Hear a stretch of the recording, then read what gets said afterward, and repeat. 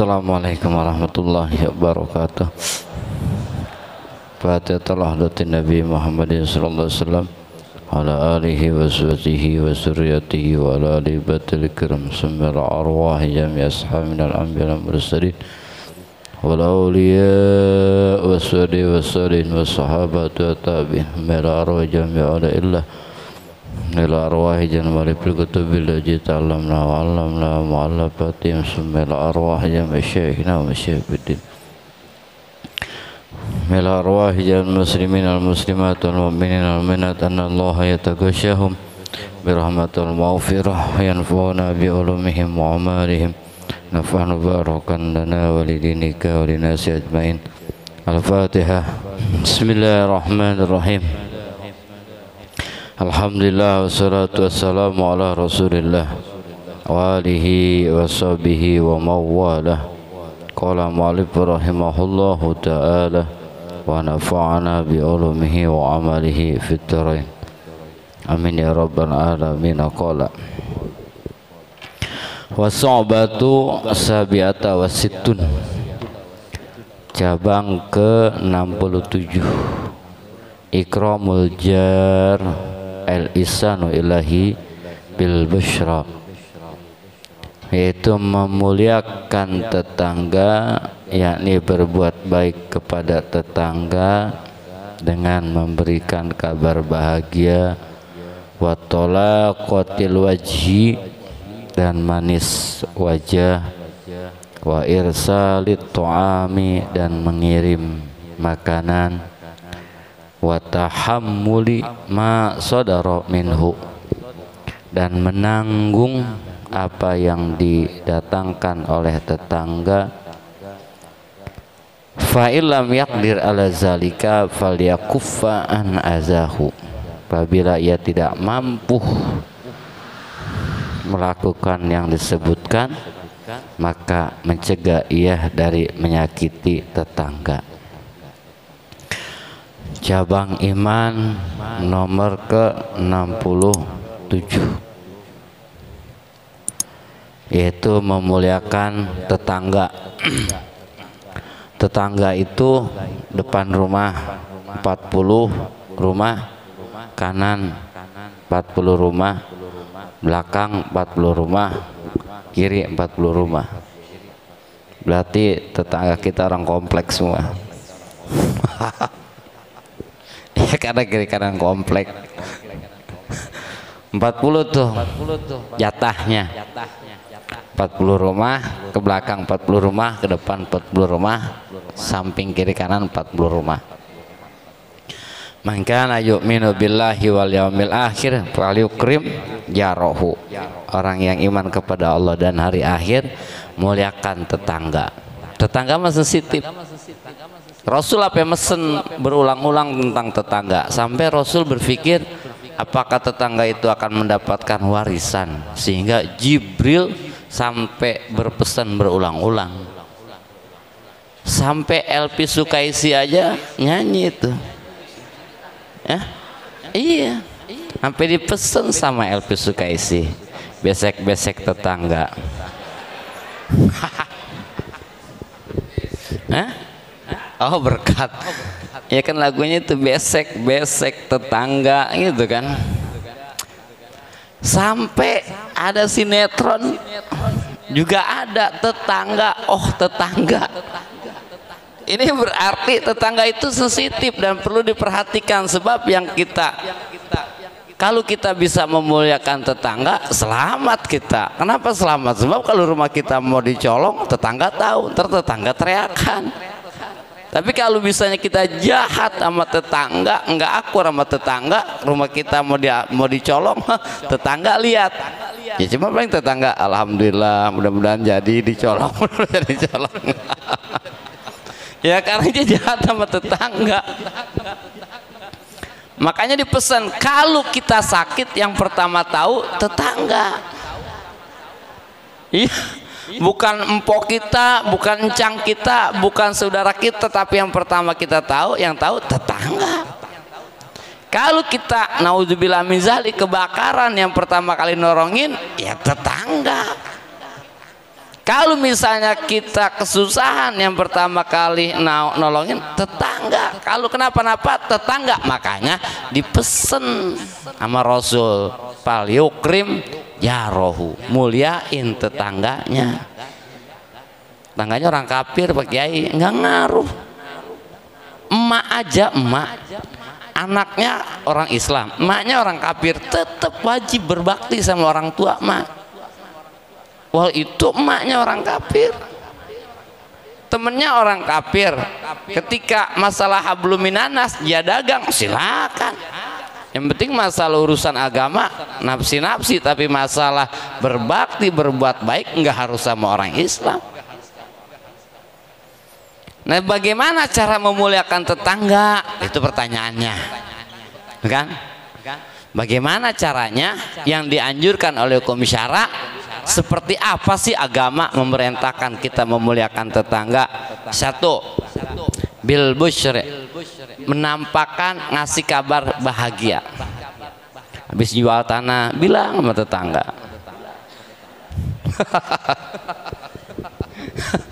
Habis dapat obyekan, bilang sama tetangga, ya ntar dipinjem. Nah, ini permasalahan yang terjadi. Ini yang terjadi. Kita itu jangankan sama tetangga, sama temen aja, sama temen akrab, jarang cerita seneng, jarang cerita bahagia, jarang cerita banyak duit, dan nggak pernah kayaknya kita sama temen cerita dapat duit, nggak pernah. Tapi kalau lagi susah, Masya Allah, itu sama susah kita demen cerita. Terbalik sebenarnya. Wa amma bini mati robbika, Pak hadis, kalau dapat nikmat ceritain. Kalau dapat nikmat ceritain. Orang sabar itu adalah orang yang tidak pernah mengeluh kecuali sama Allah. Kalau sama Allah jangan ngeluhnya habis-habisan.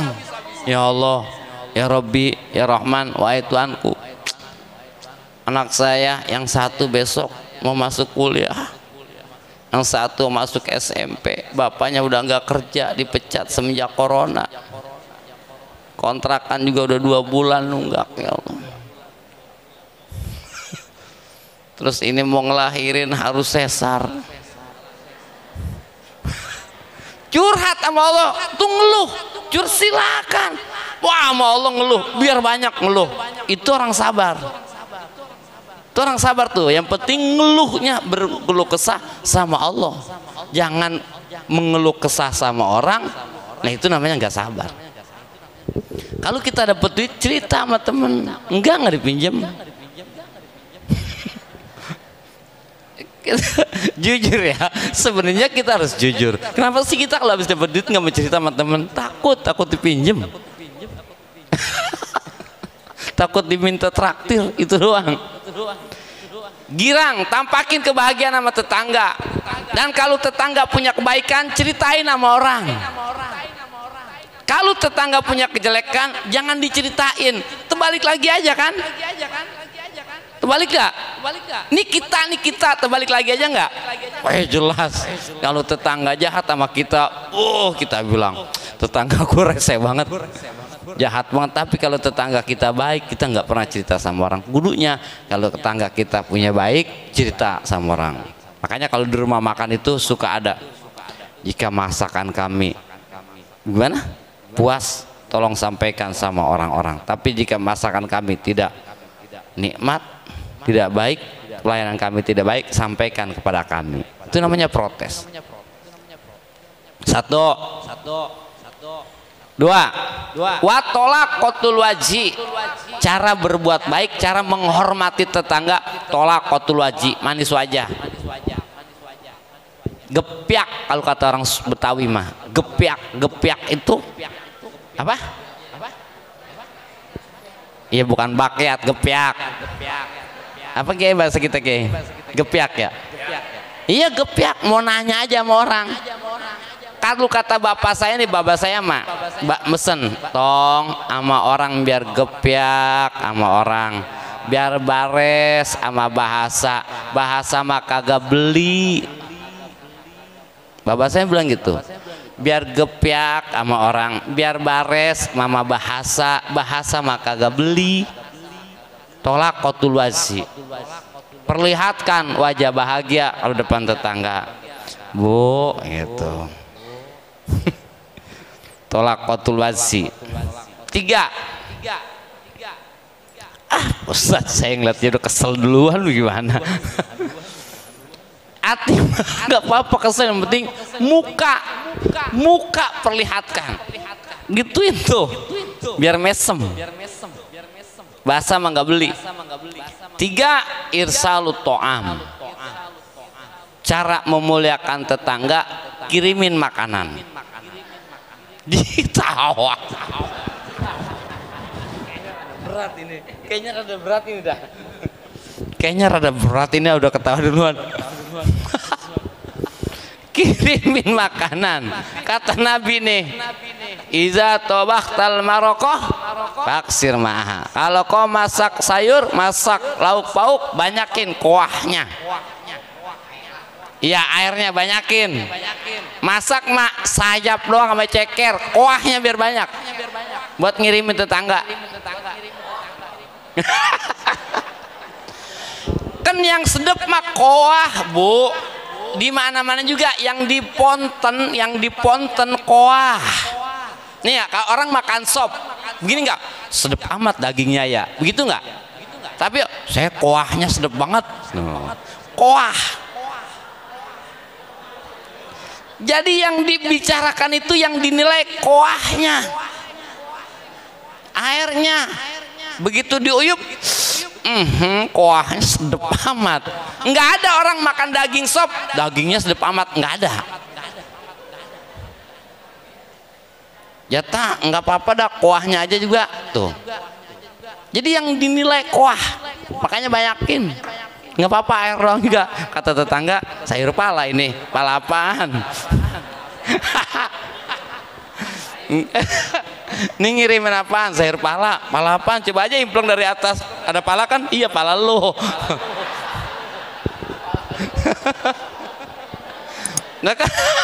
Lah kalau sayurnya kok di mangkok air mulu.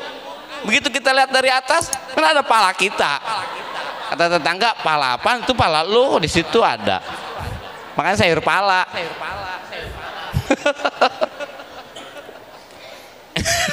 Sayur pala, kuahnya kirimin.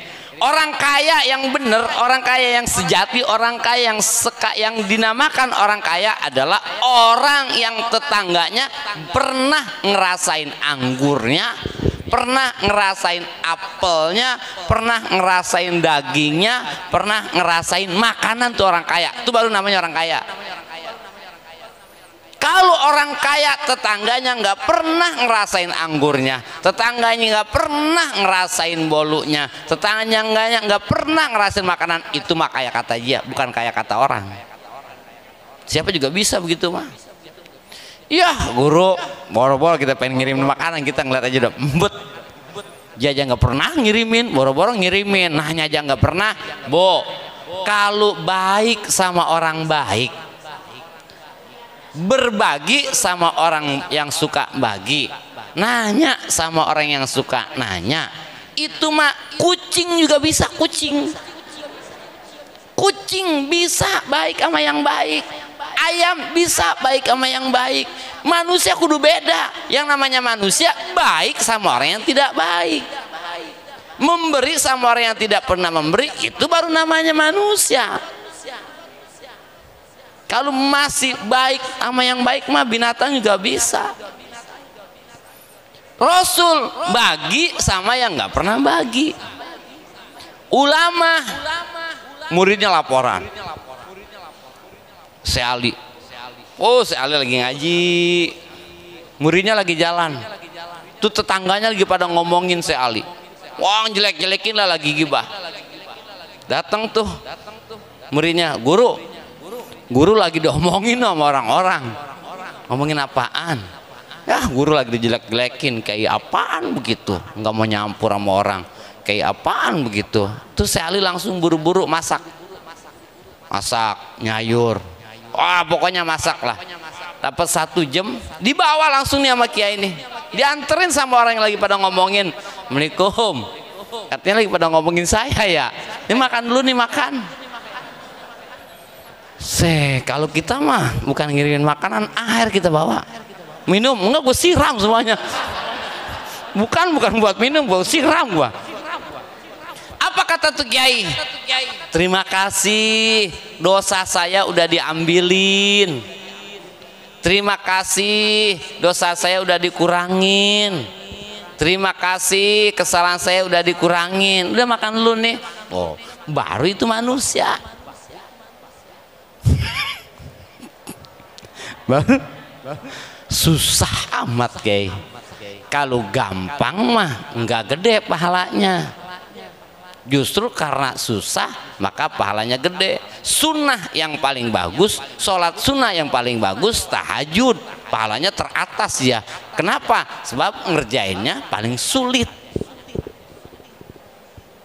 Qobliyah ba'diyah itu mah di bawahnya, bab gampang. Setiap sesuatu yang gede maka pahalanya gede. Al ujroh biqadril masakoh, upah bagaimana capeknya. Semakin capek semakin gede upahnya. Ini bicara pahala, nggak bicara dunia. Kalau bicara dunia nggak masuk nih al ujroh biqadril masakoh, upah bagaimana capeknya. Kudunya kalau bicara dunia ini al ujroh biqadril masakoh, upah bagaimana capeknya. Yang paling kaya kudunya tukang beca aja, dia paling capek. Tapi tukang beca biar kata capek itu turunan senang. Kita harus akui tukang beca walaupun paling capek itu turunan senang. Tapi kalau taekan setengah mati dia. Turunan. Iya tukang beca kalau turunan senang dia, nyingsot dia. Tapi kalau tanjakan, wah betisnya pada pecah. Kirimin makanan tuh. Jangan suka bekas kita, tetangga dulu bagi. Takutnya kalau bagi bekas mulu, ntar di Mekah makan bekas orang mulu. Ada orang di Mekah makan bekas orang mulu. Dia mau berangkat, mau kemana lo? Beli nasi, nih bekas gua aja nih nggak habis, ya makan. Terus besok gitu, lo mau kemana? Beli nasi, ini bekas gua aja, makan. Dapat 2 minggu di Mekah aja pikirin. Kok gue makan bekas orang mulu? Gara-garanya ditanya sama bininya, bang, lu ngapa sih makan bekas orang mulu? Emang gak punya duit lu? Lu punya, itu sih makan bekas orang mulu perasaan. Udah 2 minggu tiap hari lagi lu mah. Iya ya, ngapa ya? Gue makan bekas orang mulu. Apa kata bininya? Makanya bang, kalau bagi orang mah jangan bekas abang. Udah gak doyan, baru kasih orang. Udah gak enak, baru kasih orang. Tuh rasain. To'amus syahi syifaun. Makanan orang baik itu jadi obat. Makanan dari orang bares itu jadi obat. Sebab yang dibagi yang sehat-sehat. Anggur masih seger, kue masih anget, sayur masih anget. Bagaimana nggak menjadi obat? Tapi to'amul bakhil daun. Makanan orang pelit itu jadi penyakit. Bagaimana nggak mau sakit, roti udah berjamur baru kasih kita, begitu dimakan berbusa. Anggur udah pada layu, udah pada busuk baru kasih kita. Makanan udah pada bau baru kasih kita. To'amul bakhil daun. Makanan orang pelit jadi penyakit, makanan orang baik itu akan jadi obat. Makanya kalau bagi apa-apa sama orang pelit, baik-baik. Ada luarsa baru kasih kita. Bagaimana nggak menjadi penyakit? Kayaknya biar bares orang. Ya saya dulu waktu dia masih baik, Pak Ustadz saya baik banget, apa aja saya minta saya kasih. Boro-boro dia minta saya nggak minta saya kasih Pak Ustadz waktu dia masih baik. Tapi sekarang begitu dia jahat sama saya, najis saya sama Pak Ustadz. Orang Madon kalau ngomong najis ya Ustaz. Nih orang itu jangan kayak toge, tapi kudu kayak telur. Gimana toge? Toge waktu belum kena air panas keker, gagah, kaku, keras. Tapi begitu kena air panas lembek ya. Orang waktu belum dapat cobaan bares aja. Waktu belum dapat cobaan baik aja. Waktu belum dapat cobaan rajin aja ngajinya. Waktu belum dapat cobaan baik sama orang. Tapi begitu dicoba sama Allah lembek aja. Ngaji libur. Sama tetangga jadi jahat. Jangan kayak toge. Tapi kudu kayak telur. Bagaimana telur? Telur waktu belum kena air panas siapa yang berani bawa? Anak kecil ngeri kita. Kalau telur apalagi yang bawa anak kecil, waduh khawatir kita. Awas deh, awas. Tukang telur juga hati-hati bawanya. Itu waktu belum kena air panas. Tapi begitu kena air panas gagah ya. Siapa yang nggak berani bawa telur? Berani. Tuh orang waktu belum dapat cobaan mah ngajinya agak mayan ya, kadang-kadang kayak buaya nongol ngelem nongol ngelem nongol gitu. Ngajinya kayak buaya, ngaji pre ngaji pre ngaji. Udah kayak buaya kebanyakan ngelemnya. Tapi begitu dapat cobaan, wih, semakin rajin dia ngajinya. Itu namanya telur. 2, 3, 4 watahammuli ma sodaro minhu. 1, menampakkan kebahagiaan. 2, manis wajah. 3, kirimin makanan. 4, menanggung apa yang dilakukan sama tetangga. Tetangga mampet got kita, udah jangan pakai ngomel, kita benerin aja. Tetangga apa namanya jahat sama kita, watahamulu, udah jangan dilawan. Min kalimin plus dia lagi kesel, kita lawan kesel, bekelahi ntar urusannya, berantem. Tapi panas lawan adem, ntar juga aja capek dewek ngelawan. Ada orang yang ngedengkin sampai capek ngedengkin. Rizkul mahsud minal hasid. Rizki orang yang didengkiin dari yang ngedengkiin. Semakin banyak orang ngedengkin sama dia, maka rizkinya semakin banyak sama Allah Ta'ala. Dikasih terus. Tujuannya biar yang ngedengkiin makin puyeng. Iya. Kata yang ngedengkiin, buset jatah gue udah puyeng ngedengkiin. Apa capek yang ngedengkiin? Kenapa? Didengkiin sama dia makin subur, makin hebat, makin gagah. Makanya kalau ada yang ngedengkiin jangan bingung, bersyukur. Berarti kita ada yang perhatian dan ada yang nambahin rizki. Jangan lawan. Ya kalau kita lawan sama gilanya kita. Kalau dikatain boleh nggak Pak Ustadz? Saya sewot Pak Ustadz kalau dikatain. Kadang-kadang kalau lihat rumah dia nyonyol mulu, boleh nggak Pak Ustadz saya balikin dikit aja? Boleh. Yang penting sama sama dia. Jangan dilebihin. Ah, Ustadz tai lu tainya Ustadz, udah gitu aja. Jangan lebihin. Jangan lebihin. Kalau lebih dosa kita. Ustadz tai lu tainya Ustadz, mencret bawah, jangan. Udah dikit aja dikit. Pas sama dia. Itu boleh itu. Boleh. Ngaji doang nggak dipakai lu, daripada lu nggak ngaji nggak make, mendingan gua mau punya, jangan diceramain, udah samain aja, samain.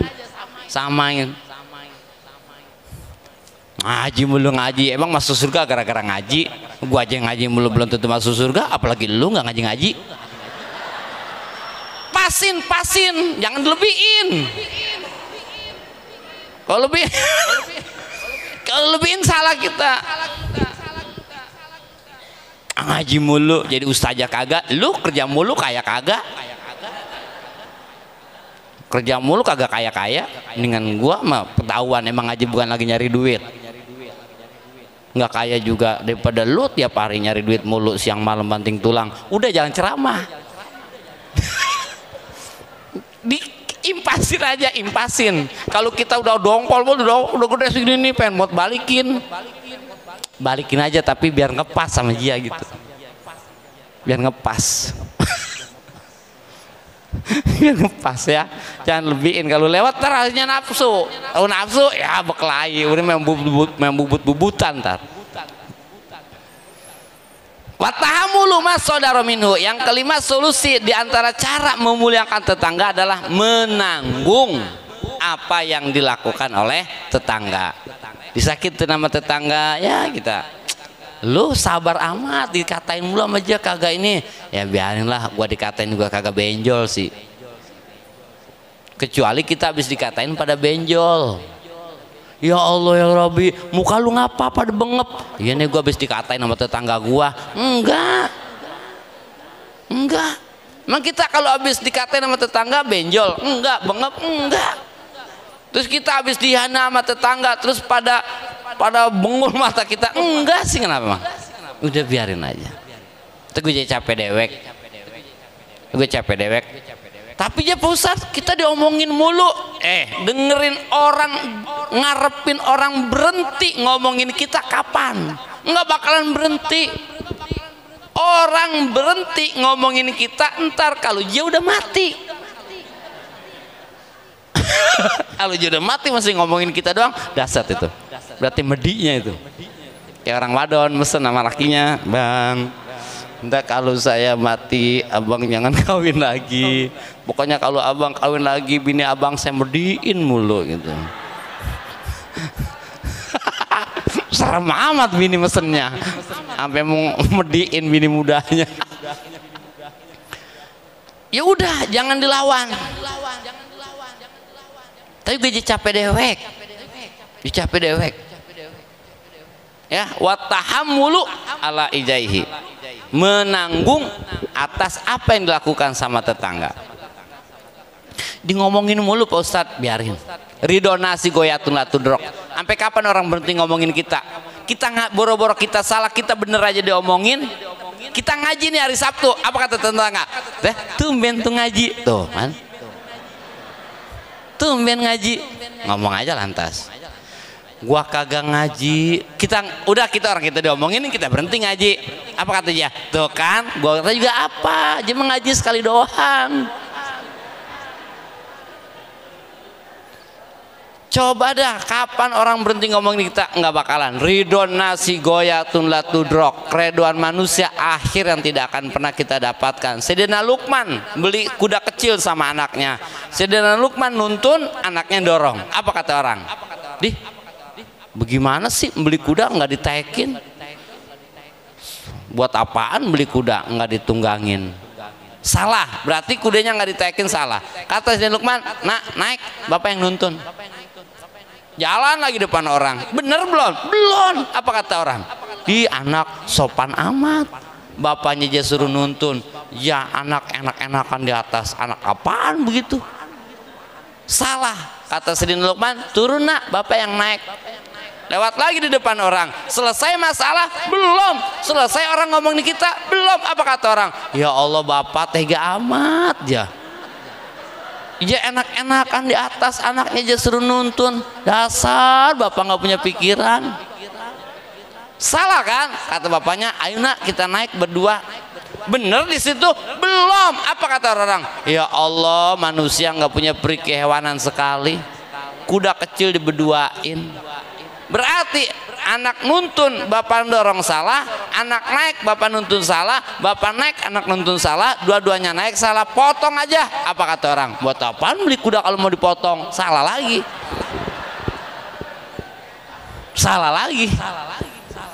Berarti kalau kita pengen beramal, pengen berbuat sesuatu, dengerin omongan orang nggak bakalan beres. Lakukan aja sesuatu, masalah orang nggak bakalan berhenti ngomongin kita. Aduh Pak Ustadz, guru, kalau misalnya harus tabasyur, kita harus menampakkan kebahagiaan, kita harus manis wajah, kita harus irsalu to'am, apalagi sampai menanggung apa yang dilakukan sama tetangga. Kayaknya berat itu guru. Ada lagi nggak solusi selain itu buat ngemuliain tetangga? Terakhir nih, kagak bisa menampakkan kebahagiaan, nggak bisa manis wajah, nggak bisa ngirimin makanan, nggak bisa nanggung apa yang dilakukan sama tetangga. Solusi terakhir, belam yakdir ala zalika falyakuffa azahu.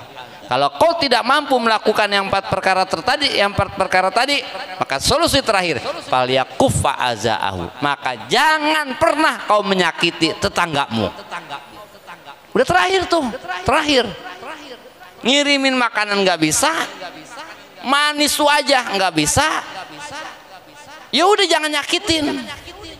Seperti kata Nabi, kun aliman, yuk jadi orang alim, ngajar sono. Bisa Quran, ajarin. Bisa baca kitab, ajarin.